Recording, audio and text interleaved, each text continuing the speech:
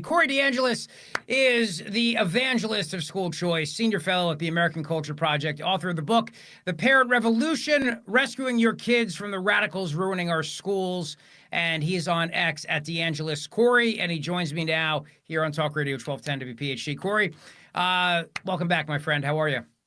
Hey, doing well. Thanks for having me, Rich. You bet. I want to get your comments to the troll under the bridge, Randi Weingarten, screaming about the end of NPR, how this is somehow now the end of democracy, possibly even life as we know it. Take a listen.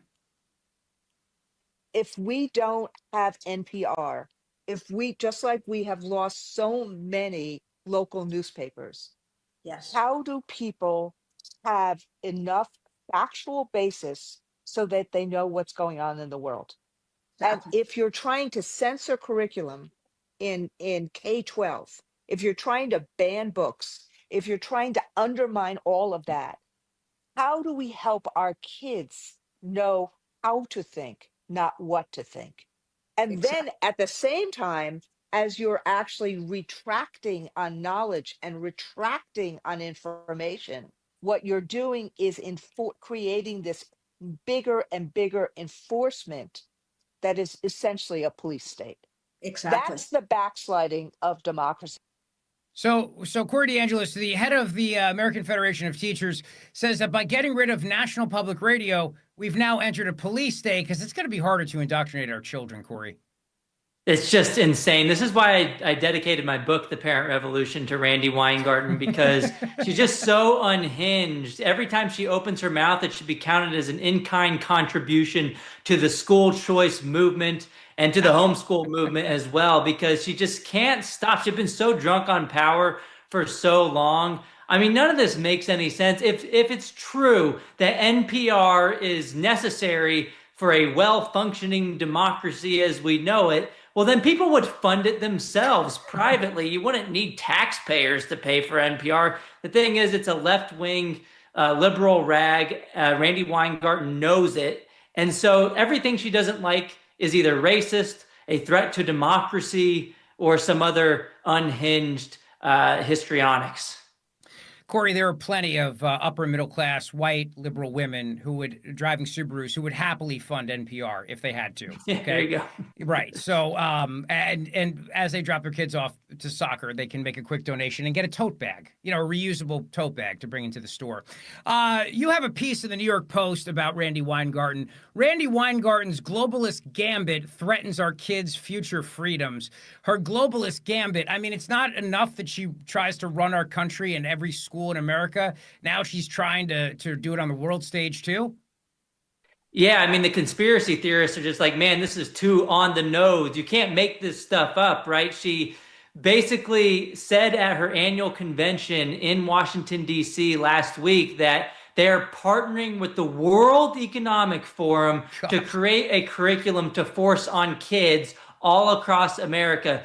If you thought that a nationalized curriculum was a bad idea because of centralized power, she basically said, hold my beer to Common Core. They're inviting the globalists to control the minds of American kids. It's a big red flag. And she also announced during that same speech that she's partnering with Microsoft, Bill Gates, and OpenAI to get her fingers into the artificial intelligence. So now we don't just have to worry about the union members indoctrinating our kids in the schools.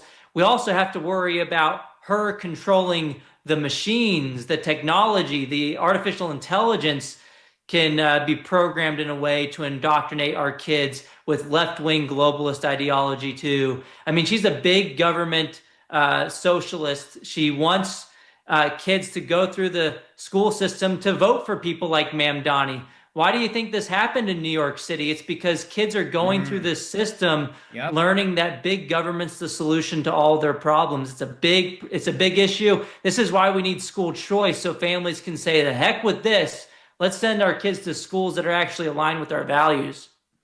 Corey DeAngelis, it's funny. I mean, it's not funny. It's scary. It's tragic. But as Randi Weingarten is looking to the Bond villains at the World Economic Forum, the WEF, and all these people at Davos who come in on their jets and their yachts and whine about climate change, and they want centralized everything. They want centralized pandemic controls, which of course she's a big fan of since she wrote the school reopening guidance for the CDC, and then. Yep. There's us on our side. We want the control to be at the most local level possible.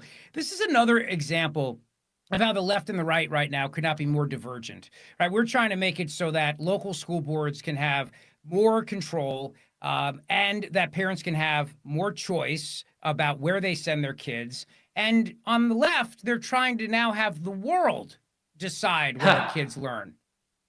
It's insane, and I think it's even worse than it's just than the left. It's the teachers unions who control the Democrats in office. Yes. So I think a lot of Democrat voters, they support concepts like school choice. If you look in Florida, you got Republicans, Democrats alike using their school choice programs. A lot of Democrat families are enroll their kids in charter schools. It's just that Randi Weingarten funnels 99% of her campaign contributions from the American Federation of Teachers to Democrats every single election cycle. It's a money laundering operation. It ought to be illegal. And so Randi Weingarten is just looking out for herself. She makes over $600,000 a year to fight to trap other people's kids in her failure factories that she calls public schools. She's protecting her monopoly. She's protecting her bottom line. And you know what? Teachers should be pissed off about this too, because the money doesn't go into the classroom. We're spending more money than we ever have before. The teachers aren't seeing it. People like Randi Weingarten are, the superintendents are, and it's all going towards administrative bloat. It's not going to the people who are actually teaching the kids. And there are a lot of good conservative teachers in the public school system. Randi Weingarten's making the whole profession look like a bunch of lunatics. I mean, another part that I shared on X this week was that Randi Weingarten admitted on a podcast that she was basically forced out of the Democratic Party. She had a position at the DNC for 23 years, and she basically had to leave because no one was listening to her. She said she was so far left, she even lost the Democrats, yet we want this person to control our school system with our kids? No, thank you. Corey DeAngelis, can you imagine being too far left for the current Democrat Party in the United States of America? Right? I mean, that's like saying like you're. I mean, there's not even an analogy I can make for it, because this is a party right now that has nominated, to the point you made earlier, Zoran Mandami to be the mayor of New York City, and he's probably going to win. I think he's going to win, and this guy's a Marxist. But that's been the central idea of Marxism, which is that you have a thorough public education to indoctrinate the kids in how wonderful the state is. I mean, he literally wrote about that in the Communist Manifesto. The eighth plank of the Communist Manifesto. Yes. That's right. People don't realize that, but that's why they need to read your book, because your book is excellent, and I can't recommend it highly enough. It is The Parent Revolution, Rescuing Your Kids from the Radicals Ruining Our Schools. Corey DeAngelis is with us right now here on Talk Radio 1210 WPHT. It's always great to have him on X at DeAngelis Corey. Well, you also pointed out something too. There is this notion right now of, and I think we see it in places like Florida, where you posted about a guy who is looking now, school board chair Sarah Rockwell to resign because she cheered for the death of MAGA. She said, "Good, one less MAGA in the world," in response to Hulk Hogan's death. And she chairs the school board in a place in Florida. It's absolutely insane. It's bonkers. And that school board just really stepped in it. You thought it was bad when she basically celebrated the death of Hulk Hogan because he was a Republican. She's refusing to step down. That man, that father, was courageous enough to go speak his voice in a peaceful way at that school board meeting. And then one of the board members basically told the deputy to escort him out. They infringed on his First Amendment rights. That is a public space.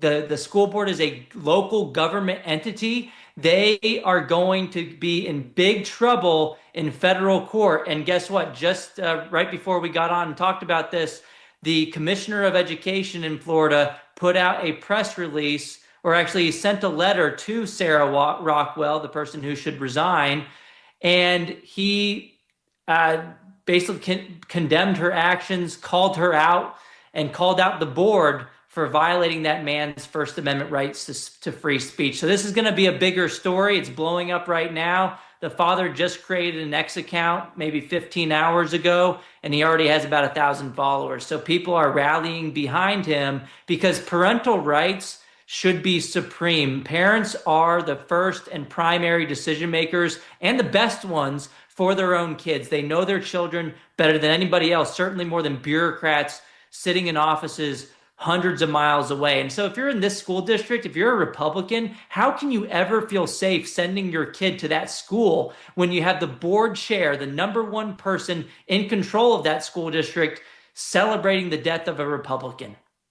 So the father stands up at a school board meeting, and we have the audio. We're going to play it in just a second. But he stands up at a school board meeting, and he asks for her to resign. And what, she calls the cops on the guy?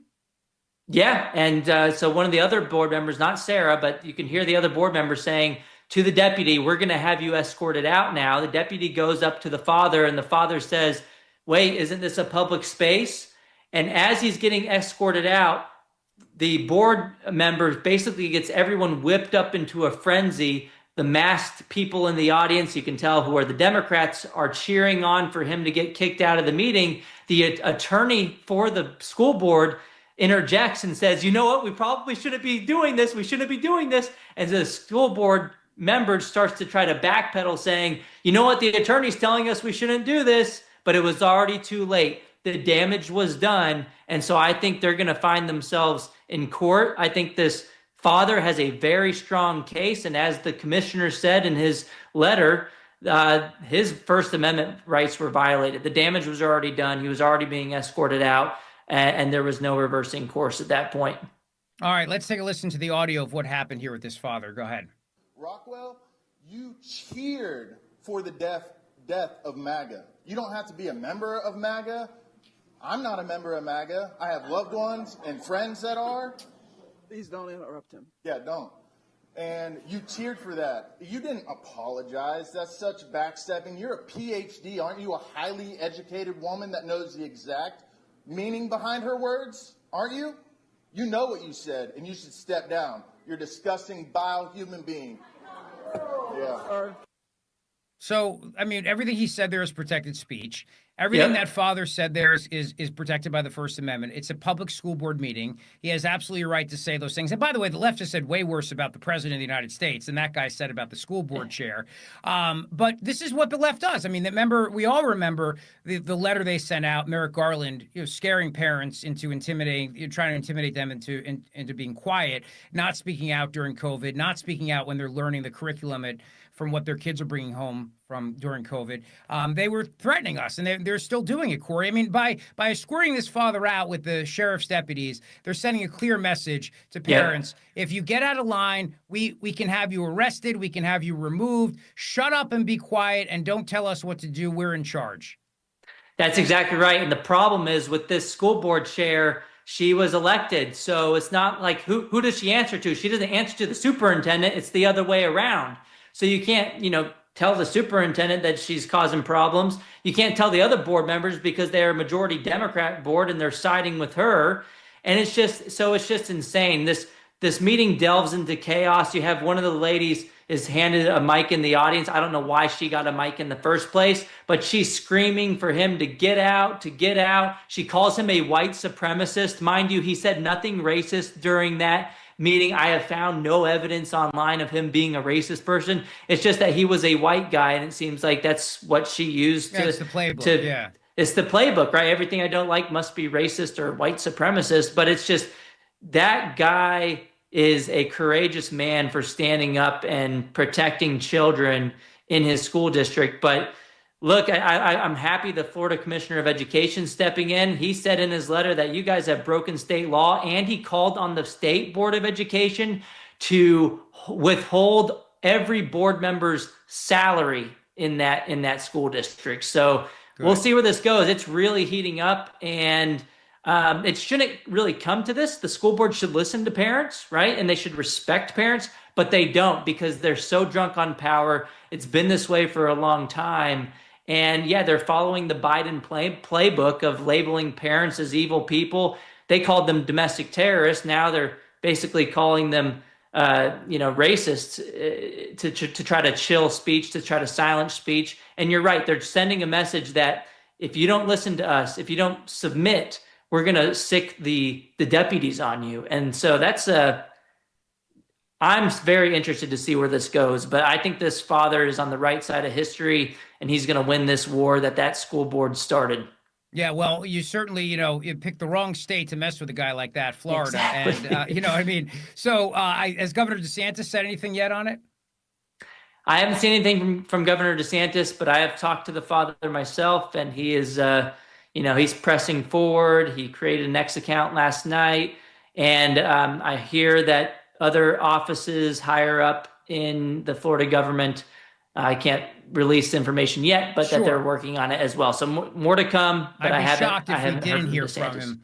Yeah, I know. Listen, before I let you run, I need to congratulate you, Corey DeAngelis, not only for breaking the story and bringing it to national attention, as you always do, and fighting for school choice, but congratulations on being named a hate monger by the Southern Poverty Law Center. Really, I'm hoping I get named to that. You're on there with such distinguished people like PragerU. I was just at PragerU doing book club, and we did Animal Farm. It should be out soon. So it's a tremendous honor. Congratulations.